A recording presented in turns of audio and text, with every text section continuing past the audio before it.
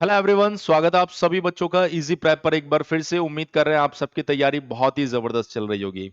आज की इस वीडियो में हम लोग बात करने वाले हैं सीयूईटी लीट 2026। वो सभी स्टूडेंट्स जो डिप्लोमा के बाद में लेटरल एंट्री के थ्रू बीटेक करना चाहते हैं, उन सभी बच्चों के लिए आज का ये वीडियो बहुत ज्यादा यूजफुल होने वाला है, क्योंकि इस वीडियो के अंदर हम लोग चर्चा करने वाले हैं एग्जाम के बारे में, उसकी एलिजिबिलिटी के बारे में, एग्जाम पैटर्न एंड सिलेबस, सभी चीजों को हम लोग इस वीडियो में कवर करेंगे। चलिए शुरुआत करते हैं। सबसे पहला जो क्वेश्चन हमारे दिमाग में आता है वो ये है कि सर, ये जो सीयूईटी लीट एग्जामिनेशन है, एग्जामिनेशन है क्या चीज? वो सभी बच्चे जो डिप्लोमा कर रहे हैं और वो चाहते हैं कि सर अब हमें बीटेक करना है, तो आपको पता है कि लेटरल एंट्री के थ्रू उन्हें सिर्फ 3 साल के अंदर वो बीटेक की डिग्री मिल जाती है, और उसी के लिए हमें ये सीयूईटी लीट लेटरल एंट्री एग्जामिनेशन देना होता है। सर कौन कौन बच्चे इसे दे सकते हैं? देखिए, वैसे तो मैं आपको बताता हूं, यहाँ पर सीयूईटी एक सेंट्रल लेवल का एग्जामिनेशन है, लेकिन मैक्सिमम स्टेट अपने स्टेट लेवल का एग्जामिनेशन ले रहे हैं। यूपी स्टेट के पास में अपना खुद का लीट का कोई एग्जाम अभी है नहीं, तो वो सीयूईटी लीट के थ्रू ही एग्जामिनेशन लेके बच्चों को डिप्लोमा से बीटेक में भेज रहा है। इसके अलावा अलग अलग स्टेट की कुछ यूनिवर्सिटीज और है जो इसके अंदर पार्टिसिपेट करती है। मेजरली जो यूपी के बच्चे हैं, उनको अगर डिप्लोमा से बीटेक में जाना है तो उनके पास में ये सबसे अच्छा एग्जामिनेशन है। अब हम लोग यहां से थोड़ा सा आगे बढ़ते हैं और इस एग्जामिनेशन के बारे में और जानते हैं। देखिए, इसमें अगर हम टोटल सब्जेक्ट की बात करें तो इसमें 37 सब्जेक्ट है, जिसमें 13 लैंग्वेज है, 23 डोमेन स्पेसिफिक सब्जेक्ट है और एक जनरल एप्टीट्यूड टेस्ट है। अगर मैं बात करूं, वो बच्चे जिनको सीयूईटी लीट देना है उनको जनरल एप्टीट्यूड टेस्ट देना है। इसके साथ साथ अगर हम लोग बात करें तो उन्हें मैथमेटिक्स और applied mathematics as a domain subject लेना है। उसके बाद में अगर हम लोग पुराने सालों की बात करें तो आपके पास कंप्यूटर साइंस इंजीनियरिंग एक सब्जेक्ट हुआ करता था, एक डोमेन हुआ करता था जिसको हमें लेने की जरूरत पड़ सकती थी। इंजीनियरिंग ग्राफिक्स होता था, जो लास्ट ईयर नहीं हुआ है। इस साल भी हमें ऐसा लगता है कि जनरल एप्टीट्यूड टेस्ट और मैथमेटिक्स और इंजीनियरिंग मैथमेटिक्स वो आपके पास में डोमिनेट करने वाले हैं। इसके अलावा अगर कोई दूसरा डोमेन आता है तो वो कंप्यूटर साइंस इंजीनियरिंग हो सकता है यहाँ पर। इसके बाद में अगर हम लोग बात करें तो देखिए, यहाँ पर बोला गया है कैंडिडेट में choose up to a maximum of 5 subjects including languages and general aptitude test irrespective of the subject opted in class 12th। ये बोल रहा है मैक्सिमम 5 सब्जेक्ट चूज कर सकते हैं, लेकिन अगर लीट का कोई बच्चा है तो उसे मैक्सिमम 3 की जरूरत पड़ती है, जीएटी को इंक्लूड करते हुए। उसके बाद में बोला गया है कि जो पेपर होने वाला उसके अंदर देखिए 50 questions for each test paper.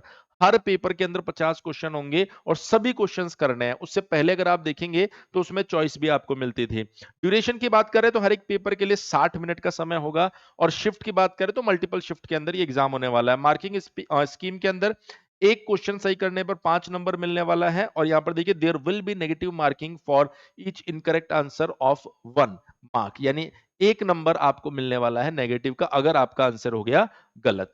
उसके बाद देखिए, यहां पर अगर हम लोग थोड़ा सा और आगे बढ़े तो इसके अंदर और भी बहुत सारी चीजें दी गई है। जैसे अगर मैं जीएटी के सिलेबस की बात करूं तो इसमें general knowledge, current affairs, general mental ability, numerical ability, reasoning, और उसके साथ साथ अगर आप देखेंगे तो logical and analytical reasoning, general science and environment literacy. देखिए, ओवरऑल आप देखिए, शॉर्ट में समझने की कोशिश कीजिए। Current, static, general knowledge, reasoning, और जो मैथमेटिक्स आता है एप्टीट्यूड जिसको आप बोलते हैं, और जनरल साइंस, ये आपका लगभग सिलेबस होता है जीईटी का, जो आपको कवर करना होता है। उसके बाद अगर मैं बात करूं तो जो आपका मैथमेटिक्स है उसके अंदर 2 सेक्शन आपको लेने होते हैं। एक होता है ए1 और फिर आता है बी1 बी2। उसमें से बी1 आपको करना होता है, बी2 आपको नहीं करना होता है।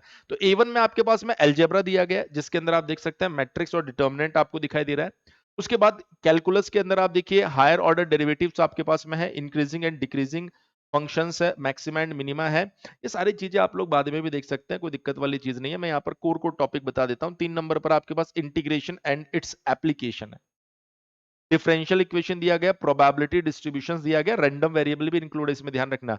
लीनियर प्रोग्रामिंग भी आपको यहाँ पर दी गई है। उसके बाद में रिलेशन एंड फंक्शन, ये बी1 का पार्ट है, ध्यान रखिएगा। इनवर्स ट्रिग्नोमेट्रिक फंक्शंस आपके पास में आ गया है। मैट्रिसेस ये आपका ए1 में भी था। डिटर्मिनेंट ये भी आपका ए1 में था, यहां पर थोड़ा और डिटेल में लिख दिया गया है। कैलकुलस जिसके अंदर कॉन्टिन्यूटी एंड डिफरेंशियबिलिटी आपको दिया गया है, application of derivatives and integrals आपको दिया गया है, और कौन कौन से इंटीग्रल्स है वो भी आपको यहां पर दिए गए हैं। उसके बाद अगर आप देखेंगे तो एप्लीकेशन ऑफ इंटीग्रल, फिर डिफरेंशियल इक्वेशन, और कौन कौन से डिफरेंशियल इक्वेशन है वो भी आपको यहां पर बता दिया गया है। और उसके बाद वेक्टर्स एंड 3 डायमेंशनल ज्योमेट्री भी आपको यहां पर दी गई है। अगेन अगर आप लोग देखेंगे तो यहां पर फिर से लीनियर प्रोग्रामिंग लिख के उसने दिया है, जो कि A1 के अंदर भी दिया गया था, और लास्ट में प्रोबेबिलिटी यहां पर दिया है। उसके बाद अगर मैं बात करूं कि सर सिलेबस की पूरी कहानी तो हमें समझ में आ गई कि भाई जनरल एप्टीट्यूड टेस्ट में क्या पढ़ना है, मैथमेटिक्स और अप्लाइड मैथमेटिक्स में हमें क्या पढ़ना है। P2 का भी एक स्पेसिफिक सिलेबस होता है जो मैंने यहाँ पर कंसीडर नहीं किया, क्योंकि वो सिलेबस आपको पढ़ने की नीड नहीं है। अब बात आती है सर इसकी अगर हम लोग तैयारी करें तो किस तरीके से हम लोग इसकी तैयारी कर सकते हैं। तो इजी प्रेप, जो कि आप सभी बच्चों को काफी सालों से क्वालिटी कंटेंट प्रोवाइड करवा रहा है लीट एग्जामिनेशन के लिए, उसके ऊपर आपको 3 बैच इसके दिखाई देंगे। एक रिकॉर्डेड बैच होगा, एक लाइव बैच होगा, एक प्लस बैच होगा। रिकॉर्डेड बैच प्री रिकॉर्डेड सब कुछ आपको मिल जाएगा सिर्फ 1499 रुपए में। लाइव बैच सब कुछ आपको लाइव पढ़ाया जाएगा, और उसी के अंदर आपको उसकी रिकॉर्डिंग मिल जाएगी, प्रीवियस ईयर क्वेश्चंस मिल जाएंगे आपको। अच्छा, इसमें जनरल टेस्ट और डोमेन सब्जेक्ट सब रहने वाले हैं। लेकिन प्लस बैच, ये लाइव बैच आप देख सकते हो 1999 का प्लस बैच, जिसमें आपको लाइव एंड रिकॉर्डेड दोनों बैच मिलेंगे।